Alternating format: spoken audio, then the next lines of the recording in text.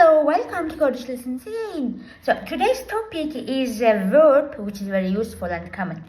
So you will hear it everywhere, see it everywhere. So goten, okay, goten, it means to say, to tell. Present stem is beige, so it's conjugated as dibêjim, to dibêji, أو dibêje, hun أو dibêjin. Negative nabêjim, nabêji, etc.